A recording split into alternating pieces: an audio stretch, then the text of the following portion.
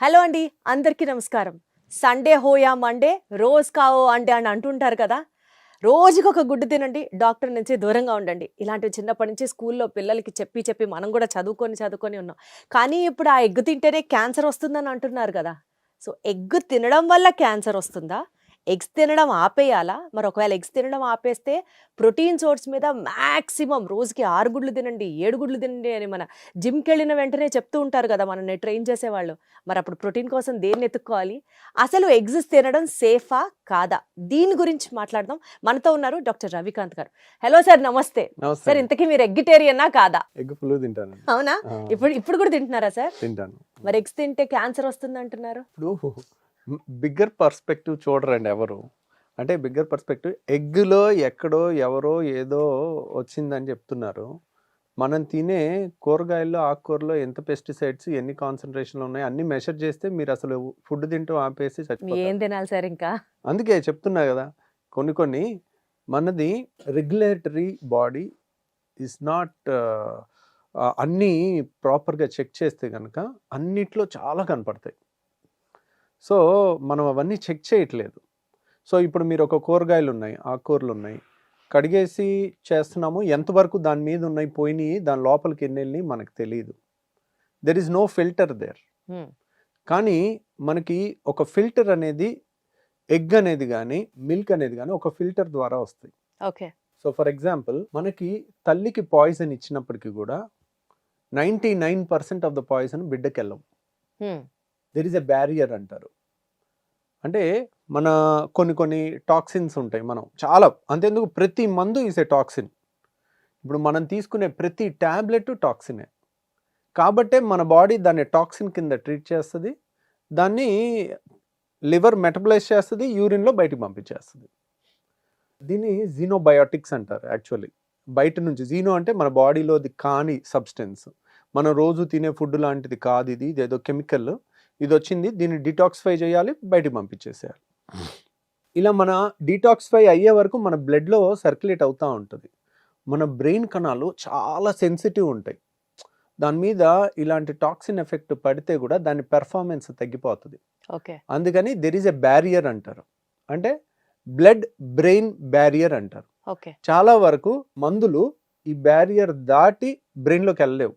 Okay. Brain penetration ఉన్న drugs చాలా తక్కువ ఉంటాయి. ఓకే. బ్రెయిన్లోకి వెళ్ళే డ్రగ్, బ్రెయిన్లో ఇన్ఫెక్షన్ వచ్చి చీమగడ్డ అయింది అనుకోండి, దానికి సెపరేట్ బ్రెయిన్లోకి వెళ్ళే మందు ఏదో చూసుకుని అదొక్కటే ఇస్తాం. 10 డ్రగ్స్ ఉంటే ఒకటే బ్రెయిన్లోకి వెళ్ళేవి ఉంటాయి. ఓకే. అట్లా ఆ బ్లడ్ బ్రెయిన్ బ్యారియర్ దాటి వెళ్ళాలి. అదే బ్యారియర్ బేబీ కోసం, తల్లి గర్భంలో బేబీ ఉంటారు కదండి, ఆ బేబీకి కూడా మన రక్తంలో ఉన్న టాక్సిన్స్ అన్నీ వెళ్లకుండా బ్లడ్ ప్లాజెంటల్ బ్యారియర్, ప్లాజెంటా అంటే మన మాయ అంటారు కదండి, అది అంటే తల్లికి బిడ్డకి మధ్య ఉండే ఫిల్టర్ లాంటిది. అది అన్నిటిని పంపించదు. దాంట్లో ఒక ఫిల్టర్ ద్వారా బేబీకి వెళ్తుంది. అంటే వీళ్ళు చాలా సెన్సిటివ్ అనేది. రీసెంట్గా ఒక ఐవీఎఫ్ డాక్టర్ గారు కలిశారు. ఫ్లైట్లో వెళ్తుంటే పక్కన కూర్చున్నారు. తనతో మాట్లాడుతూ ఉంటే చెప్తా ఉన్నారు, ఇప్పుడు ఐవీఎఫ్ చేసేటప్పుడు ఆ ఎగ్ని ఆ స్పర్మ్ని కానీ హ్యాండిల్ చేస్తూ ఉంటారు కదా, అవి ఎంత సెన్సిటివ్ ఉంటాయి అంటే కొంచెం పెద్ద సౌండ్ వచ్చినా కానీ అవి వైబ్రేట్ అయిపోతూ ఉంటాయంట. అంటే అవి షివర్ అయిపోయే అంత ఉంటుంది. అసలు ఒక్క చిన్న డస్ట్ పార్టికల్ వచ్చినా, ఒక చిన్న బ్యాక్టీరియా వచ్చినా మొత్తం స్మాష్ అయిపోతాయంట. సో అంత ఐవీఎఫ్ ల్యాబ్స్ కూడా అంత జాగ్రత్తగా మెయింటైన్ చేస్తూ ఉంటారు. సో అక్కడ సౌండ్ కూడా రానివ్వనండి నేను, అవి చూస్తుంటాను ఒక్కోసారి, వాటి పెర్ఫార్మెన్స్ వాటిలో కూడా ఉంటుంది. అంటే అంత సెన్సిటివ్గా ఉండే కణాలని ప్రొటెక్ట్ చేయడానికి మన ప్రకృతి ఆల్రెడీ మనకు ఒక బ్యారియర్ ఇచ్చింది. సో మనం ఇచ్చింది ప్రతి ఒక్కటి అలా రాదు. బిడ్డకి వెళ్ళే పాలు కూడా అంతే, దాంట్లో ఒక ఫిల్టర్ ద్వారానే అన్నీ వెళ్ళిపోవు. కొన్ని మందులు safe to use in lactation అని ఇస్తారు, కొన్నేమో not safe to use in lactation అని. అలా ఇవి పాల ద్వారా పిల్లలకి వెళ్ళే అవకాశం ఉంటుంది అని లేబులింగ్లో ఉంటుంది ఖచ్చితంగా. మీరు ఏ మందుకు తీసినా దాంట్లో ఒక బ్రోచర్ ఉంటుంది, ఇన్ఫర్మేషన్ బ్రోచర్, దాన్ని చదివితే తెలుస్తుంది అనమాట. ఇవన్నీ ఎందుకు చెప్తున్నానంటే, ఇప్పుడు మీరు ఒక పెస్టిసైడ్స్ కొట్టిన ఆకుకూరలో కూరగాయలో తింటున్నారు, there is no filter there. Okay. వాటిని డైరెక్ట్గా తినేస్తున్నాం. వాటిలో ఉన్న కార్సినోజన్స్ అంటే క్యాన్సర్ కారకాలు ఉన్న కెమికల్స్ అన్నిటినీ మీరు ప్రతి దాంట్లో చేస్తే అక్కడికక్కడే హార్ట్ అటాక్ వచ్చేస్తుంది మీకు. మీరు ఎగ్ని బ్లేమ్ చేసే ముందు వాటిని బ్లేమ్ చేయండి. ఎగ్ అనేది ఒక తల్లి నుంచి ఒక కొత్త జీవం తయారవుతుంది. There is a partial protection there. అది దాటుకుని రావాలి. మరి అలా దాటుకొని వచ్చింది కొన్ని ట్రేసెస్ ఆఫ్ యాంటీబయాటిక్స్ దొరికాయి ఒక ప్రముఖ బ్రాండెడ్ ఎగ్ కంపెనీలోనే అని కదా సార్ చెప్తున్నారు. ఎగ్జాక్ట్లీ. మీరు అదే టెస్ట్లు అలాంటి వందల ప్రోడక్ట్స్ ఉన్నాయి. వాటిలో మీరు వీటిలో చూడండి, కూరగాయల్లో ఆకుకూరల్లో చూడండి, మీకు ఇంకా వైబ్రేషన్స్ వచ్చేస్తాయి. మీరు చూసి మాట్లాడాలి కదా. కానీ ఇప్పుడు చూసాం కాబట్టి దీని గురించి డిస్కస్ అది కదండి. మీరు రూపాయి సమస్య గురించి మాట్లాడుతున్నారు, నేను ₹1,00,00,000 సమస్య గురించి మాట్లాడుతున్నాను. ఎగ్గులో ఏదో ఒక మందు ట్రేస్ అయ్యేది నా దృష్టిలో రూపాయి సమస్య. మనం మిగిలిన కూరగాయలు ఆకుకూరలు మనం తినే ధాన్యం వీటిలో రోజు తినే అన్నంలో ఉండే కెమికల్స్ ₹1,00,00,000 సమస్య అంటాను నేను. మీరు ₹1,00,00,000 వదిలేసి రూపాయి సమస్య అని కలబడితే ఎలాగా? మీకు దానికి ఇప్పుడు ఎవడు చేయలేదు, చేస్తే కదా తెలిసేది. ఎవరు చేయాలి, చేసి ఎవడు ఇవ్వాలి రిజల్ట్స్? ఇది మీ బాధ్యత, నా బాధ్యత. ఇట్స్ ఎ రెగ్యులేటరీ అథారిటీ, వాళ్ళు చేయాలి. అంటే వాళ్ళు ఒక టెస్ట్ చేసి ఇప్పుడు ఒక రిపోర్ట్ బయటకు వదిలే వరకు టెన్షన్ పడక్కర్లేదు అని అవసరం లేదు. అంతేగా చెప్పదలుచుకుంటున్నారా? రూపాయి సమస్య అన్నానంటే ఏంటి, టెన్షన్ పడక్కర్లా. సరే సార్, దాంట్లో mother nature already put a filter there. Right sir. So ఆ ఎగ్స్ గురించి టెన్షన్ పడక్కర్లేదు, అందులో ఏవో యాంటీబయాటిక్ ట్రేసెస్ ఉన్నాయని మీరు అంటున్నారు. బట్ అదర్వైజ్ ఆల్సో ఎగ్స్ తినడం వల్ల టెక్నికల్ గా మీరే నేను కరెక్ట్ చేయాలి సార్, కోలేట్ అనే ఒక element is also very good for brain health అని. ఈ కోలేట్ గనక అక్యుములేషన్ జరిగి బాడీలో TMAO అనే ఒక compound which causes or which is very risky for prostate cancer అని ఈ ప్రచారం జరుగుతోంది. అసలు ఇందులో నిజం ఎంత సార్? ప్రాబ్లం ఇక్కడే వచ్చిందండి. Non technical people technical things లోకి వెళ్తే ఇలాగే ఉంటుంది. ఒక డాక్టర్ అవ్వాలంటే ఎన్నేళ్ల కృషి, ఎన్నేళ్ల, ఇప్పుడు ఇంటర్మీడియట్లో 18 గంటలు చదువుతుంటారండి, పుస్తకాలతో కుస్తీలు పడుతూ ఉంటారు. ఎన్ని ఎమోషనల్ బ్రేక్ డౌన్స్ అవుతాయి, ఎంత సబ్జెక్ట్ గుర్తుపెట్టుకోవాలి, ఎంత టాప్ ఆఫ్ ద టాప్లో అన్నీ ఉంటే కానీ అది చేయలేరు. సో సైన్స్ని ఒక 2 టెక్నికల్ వర్డ్స్ వాడితే మనం చేయలేం.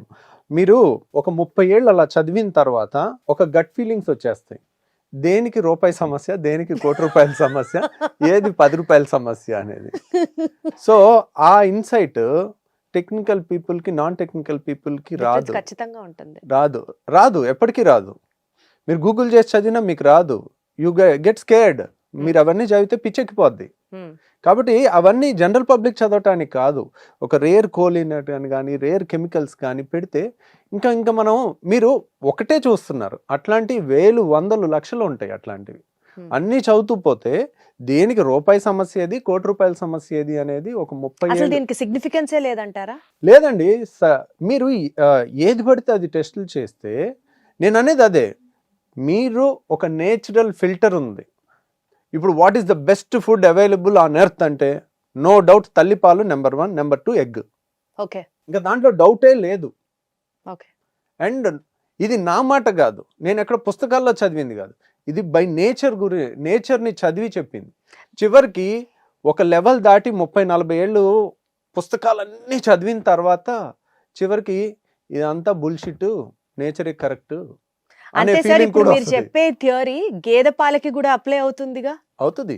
ఆబ్వియస్లీ ఫిల్టర్ ఉంటుంది అంటున్నారు. అవును, ఉంటుంది. అంటే మరి అందులో కూడా గ్రోత్ హార్మోన్స్ వచ్చేస్తున్నాయి, పిల్లలకి యాంటీబయాటిక్లు వచ్చేస్తున్నాయి, తల్లులు పిల్లలకి పాలు పట్టించడం కూడా మానేస్తున్నారు కదా సార్? రైటేనండి. అంటే ఏది కూడా మిల్క్ ప్రొడక్షన్ పెంచాలనుకోండి, ప్రొలాక్టిన్ హార్మోన్ ఇస్తారు.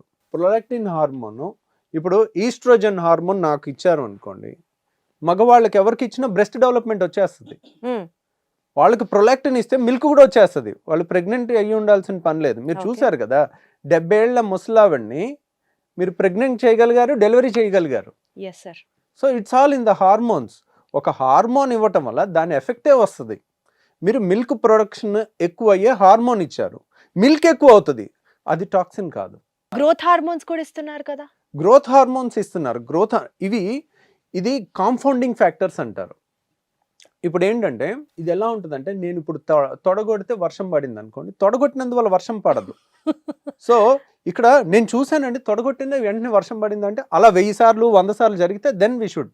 అది సైన్స్, రీసెర్చ్. ఇప్పుడు మీరు గ్రోత్ హార్మోన్ ఇచ్చారు, గ్రోత్ హార్మోన్ ఇవ్వటం వల్ల పిల్లల్లో లేకపోతే మిల్క్ లో ఏదో ప్రొలాక్టిన్స్ అవి ఇవ్వటం వల్ల పిల్లల్లో ప్రిమెచ్యూర్ గా పీరియడ్ మెచ్యూర్ స్టార్ట్ అవుతున్నాయి. అవుతున్నారా అని అనుకోవచ్చు. దాన్ని ప్రూవ్ చేయాలంటే సైంటిఫిక్ వే ఏంటనేది ఇప్పుడు పిల్లలు ఎలా ఉంటున్నారు, 9th class 8th class 7th క్లాస్లో వచ్చేసరికి చాలా మంది ఫిజికల్ యాక్టివిటీ లేదు. చిన్నప్పుడు స్కూల్లో ఆడుకున్నట్టు ఆడుకోవట్లా. వాళ్ళు తినే ఫుడ్ 30 ఏళ్ల కింద ఉన్న ఫుడ్ కాదు. మీరు ఒక్క మిల్కే చూస్తున్నారు.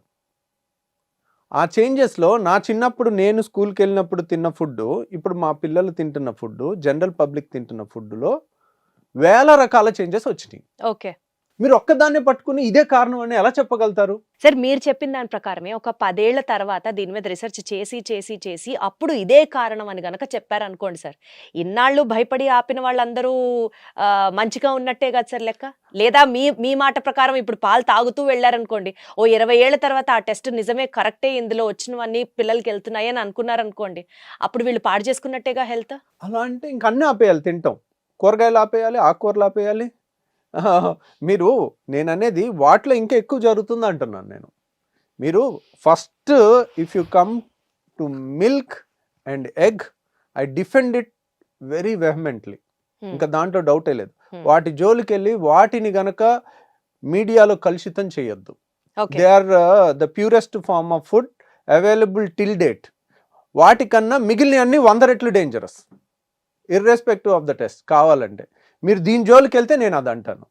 మీరు ఈ రెండింటిని టచ్ చేయొద్దు, నేను దేన్ని అన్నాను. దానికి కూడా వచ్చేసింది కదా సార్ సొల్యూషన్. మీరు చెప్పినట్లుగా ఆర్గానిక్ గా పండిస్తున్నారు. ఇప్పుడు ఇవి కేజీ 20 రూపాయలు అయితే కేజీ 40 రూపాయలకు కొంటున్నాం. ఆర్గానిక్ అని బ్రాండెడ్ లేబుల్స్ వచ్చాయి కదా మార్కెట్ లో. వచ్చినాయి కానండి, అంత రిలయబిలిటీ ఎక్కడ ఉంది?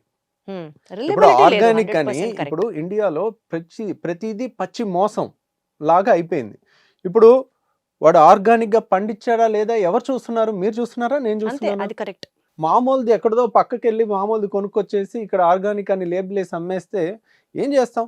ఇప్పుడు ఇక్కడ ఎగ్ దాని మీద వచ్చింది కూడా, ఒక బ్రాండ్ క్రియేట్ చేసుకుని దాన్ని డబ్బులకి అమ్ముకునేటప్పుడు దాంట్లో చిన్న ట్రేస్ కనపడినా దాని కన్జ్యూమర్స్లో కోపం వస్తుంది.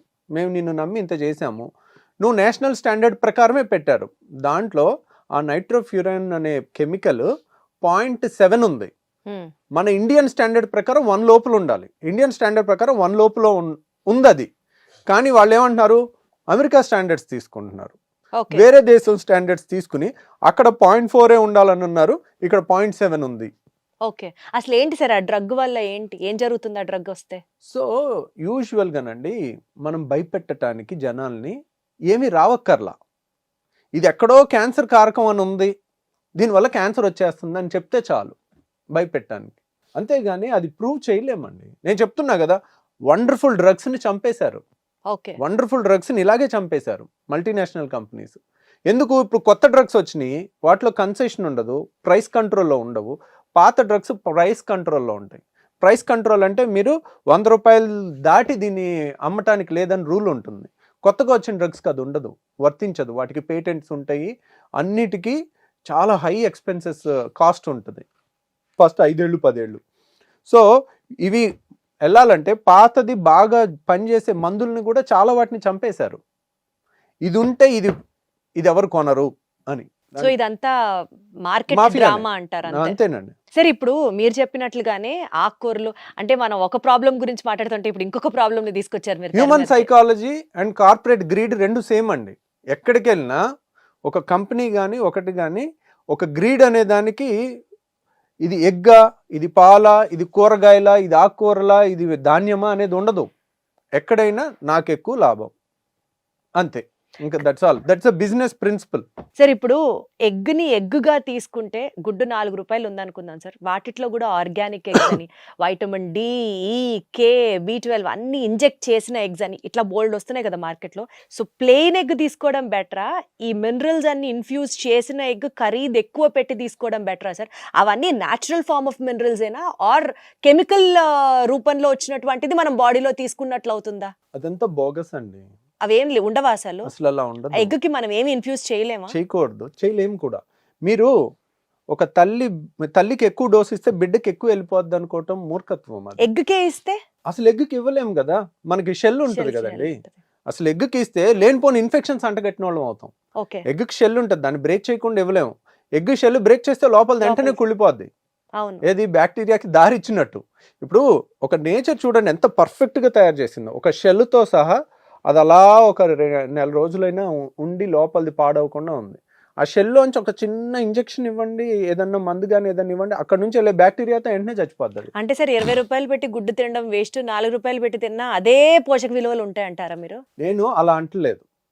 రియల్గా ఒక జెన్యున్ పర్సను చాలా కష్టపడి నాటుకోళ్ళు పెంచి తనే చూసుకుని వచ్చిన గుడ్డుని వాడు 50 రూపాయలు పెట్టినా నేను కొంటాను. ఓకే. సో దీన్ని ఎన్కాష్ చేసుకోవటానికి ఒక బ్రాండ్ లా క్రియేట్ చేసి మామూలు ఎగ్స్ తీసుకొచ్చి దీనికి ఆర్గానిక్ అని ముద్రేసి దాన్ని 2 రూపాయల దాన్నో 4 రూపాయల దాన్నో 20 రూపాయలకు అమ్మటం మోసం అంటాను. ప్లస్ ఇంకోటి నేను ఖండించేది ఏంటంటే అసలు ఎగ్ తింటే క్యాన్సర్ వస్తుందని ఇంకా మీడియా అంతా ప్రచారం చేస్తే ఇంకా నేను తట్టుకోలేను. అది కాదు సార్, ఎగ్ తింటే క్యాన్సర్ వస్తుందా అని మిమ్మల్ని అడిగితే దానికంటే 100 రూపాయల సమస్య ఇంకోటి ఉంది అని ఆకుకూరలు, ధాన్యం వీటన్నిటి ప్రస్తావన తీసుకొచ్చారు. అవును. అంటే ఇప్పుడు మనం ఏం తినాలి సార్? ఎగ్ తింటే డౌట్, పాలు తాగితే డౌట్, ఆకుకూరలు అంటే ఇప్పుడు మీరు మళ్ళీ కార్సినోజెనిక్ అందులో ఎన్ని ఉంటాయో అంటున్నారు. అసలు ఏం తినాలి, ఎలా బతకాలి? ఏమి తినాలి అంటే ఇది మీరో నేనో తీర్చగలిగే సమస్య కాదు. ఇది మీడియా తీర్చగలిగే సమస్య కాదు. ఇది రెగ్యులేటరీ అథారిటీ మాత్రమే తీర్చగలిగేది. రియల్గా పెస్టిసైడ్స్ ఉన్న వాళ్ళకి పనిష్మెంట్స్ ఉన్నాయా? మోతాదుకు మించి ఒకసారి ఒక మినప రైతు వచ్చాడు. తన బాధ తను చెప్తుంటే, సార్ ఏదో పురుగు వచ్చింది సార్, మొత్తం చేతికొచ్చిన పంట అంతా పోయేటట్టుంది సార్, ఆ బాధలో ఎంత హై డోస్ కొట్టేశానో సార్, ఏదైతే అది అయిపోయింది, నేను అంత హై డోసు కొట్టేశాను సార్, నాకు మనసు రాలేదు కానీ నాకు చాలా నష్టం వస్తుంది, అది ఎక్కడి వరకు వెళ్ళిందో ఏం వెళ్ళిందో అని ఆ మినప రైతు చెప్పాడు నాకు. అదే ఎవరు ఇప్పుడు మా రోజు మినపప్పుతో దోశ తింటాం మనం. ఇప్పుడు ఇది సీక్రెట్ ఇన్ఫర్మేషన్. ఒక పేషెంట్ లాగా నా దగ్గరకు వచ్చి తన బాధలన్నీ చెప్పుకుంటూ దాంట్లో ఏం వేసావు ఏంటి అని అంటే ఇలా వచ్చింది ఇలా కొట్టేశాను పిచ్చి అని. ఎవడు పట్టించుకున్నాడు? ఏ ఎకరంలో పట్టించుకుంటాడు? ఎవడు చూస్తున్నాడు? అవును సార్. సో అవి పెద్ద పెద్ద ప్రాబ్లమ్స్. అవి డైరెక్ట్గా గింజ మీద కొడతారు, ఆ గింజనే తింటున్నాం. ఇది కాదు కదా అలాగా. కాబట్టి ఎగ్ మా పాల జోలికి వస్తే మాత్రం నేను వాటన్నిటిని చూసి అప్పుడు దీని జోలికి రమ్మంటాను. Got it sir. అంటే ప్రస్తుతానికి ఒక చిన్న ఉపశమనంతో వీడియోని ముగిద్దాం సార్. మీరైతే తినచ్చు అని చెప్తారు. హ్యాపీగా తినండి. అసలు ఎగ్ గురించి ఆలోచించకండి. దానికి ఆల్రెడీ మన నేచర్ ఆలోచించి దానికి ఇవ్వాల్సిన ప్రొటెక్షన్ ఇచ్చింది, పాల గురించి కూడా ఇచ్చింది, ఏం పర్వాలేదు. మీరు మిగిలిన హెల్దీ లైఫ్ స్టైల్ ఇప్పటికీ కూడా మీరు సోమరిపోతులు చేసి పిల్లల్ని మొబైల్తో 4-5 గంటలు షార్ట్లు చూపించి ఎక్సర్సైజులు లేకుండా ఉదయం 7ంటికి పంపించి సాయంత్రం 7 దాకా స్కూల్లో ఉంచి రుబ్బి వాళ్ళ జీవితాన్ని అంతా నాశనం చేస్తున్నారు. అది ఆపండి చాలు. మీరు ఎగ్ తింటే క్యాన్సర్ వస్తుంది, ఇది తింటే పాలు తాగితే ఎర్లీ మెచ్యూరిటీ వస్తుంది, ఇవన్నీ ప్రూవ్ లేని దాని గురించి వద్దు. మన జాగ్రత్తగా ఉందాం. అవి కూడా తెలివిగా, సపోజ్ మనకు తెలిసిన వాళ్ళు ఉన్నారు, కొంచెం రిలయబుల్ ఉన్నారు, పోసేవాళ్ళు గేదె పాలు డైరెక్ట్గా చేస్తున్నారు, ర్యాండమ్గా ఒకసారి వెళ్ళి చెక్ చేసుకోండి నిజంగా చేస్తున్నారా లేదా. ఓకే రిలయబుల్ ఉంది, సో వీళ్ళ దగ్గర తీసుకుందాం. ఓ 30 రూపాయలు ఎక్కువ, మరి మేము ప్యాకెట్ పాలు తీసుకోవట్లే, అలాగే చేస్తున్నాము, మాకు నూనె నుంచి రోజు పాలు వస్తాయి. ఒకసారి మంత్లో ఒకసారి వెళ్ళి ర్యాండమ్ చెక్ చేసాము, ఓకే వీళ్ళు బాగానే ఉన్నాయి, పెరుగు క్వాలిటీ బాగానే ఉంది, ఏమి వాటర్ కలపట్లేదు, ఏం కెమికల్స్ కలపట్లేదు, హ్యాపీ. అది మనం ఉంటే ముఖ్యమైన మనం కంట్రోల్ చేయగలిగిన కొన్నిటి మీద కంట్రోల్ చేసుకుందాం. అంటే ట్రస్టెడ్ సోర్సెస్ దగ్గర నుంచి పాలైనా, గుడ్లైనా, కూరగాయలైనా ఆ మాటకు వస్తే మన సర్కిల్లో, మన పరిధిలో మనం చేసుకోవాల్సినవి చేసుకుంటే చాలు. అనవసరంగా వార్తలు చూసి సోషల్ మీడియాలో వస్తున్నటువంటి రోజుకొక ఒక బ్రేకింగ్ ఇష్యూ గురించి మనం కూడా హార్ట్ బ్రేక్ చేసుకోవాల్సిన అవసరం లేదు. అర్థమవుతుంది. Thank you.